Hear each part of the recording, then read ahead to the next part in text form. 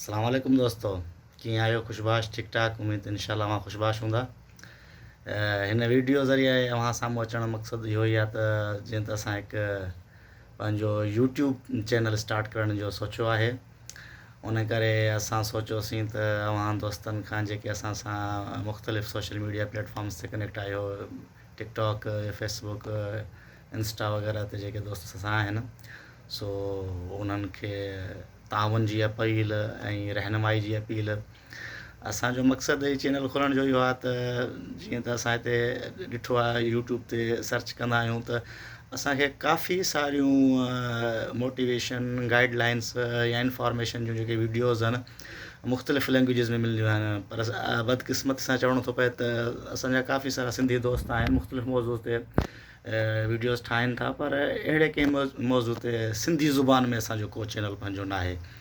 उन करे पोइ असांखे का शइ कंहिंजी मालूमात वठणी पवंदी आहे या सर्च करणी पवंदी आहे, त पोइ असां उर्दू आहे या अॼुकल्ह हाणे ट्रेंड थी वियो आहे उर्दू में काफ़ी सारी वीडियोज़ आहिनि मोटिवेशन वग़ैरह ते, इंफॉर्मेशन ते। पर पहिरियां असांखे काफ़ी सारी उर्दू जे लाइ बि हिंदी में असांखे मिलियूं हुयूं, यानी इंडिया वारनि जूं मिलियूं, बांग्लादेश वारनि जूं मिलियूं।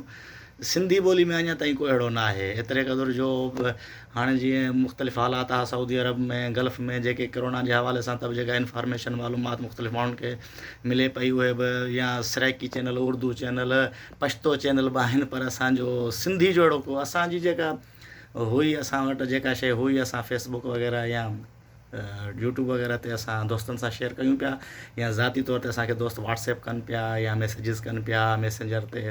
त असां वटि जो असांजो हाल हुयो असां उनखे शेयर कयूं पिया उन्हनि सां। पर यूट्यूब वग़ैरह त अहिड़ी का शइ कान हुई जेके असांजा दोस्त, छो जो माण्हू असांजा जेके माण्हू आहिनि न, उहा का शइ पढ़ी सम्झण खां वधीक ॾिसी या ॿुधी करे वधीक सम्झंदा आहिनि। सो मां सम्झां थो त असांखे सिंधी ज़ुबान में हिन शइ जी इंतिहाई ज़रूरत आहे।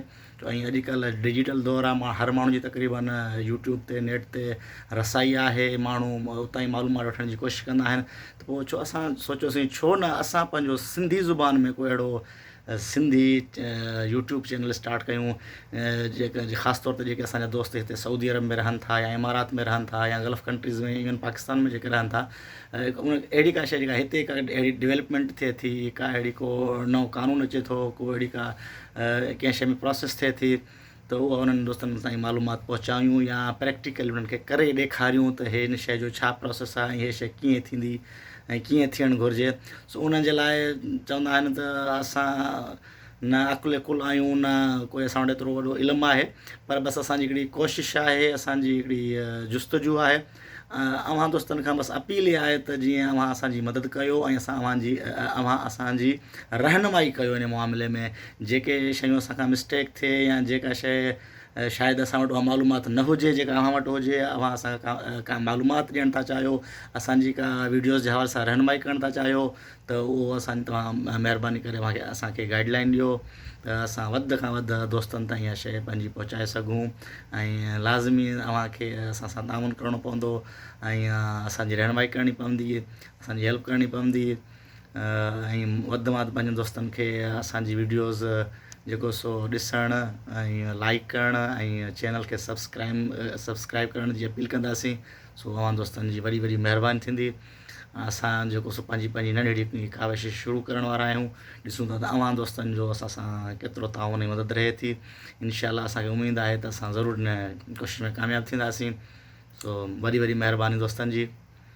सिंध सलामत, साथ सलामत, जिते हुजो सरहारो। अस्सलाम वालेकुम।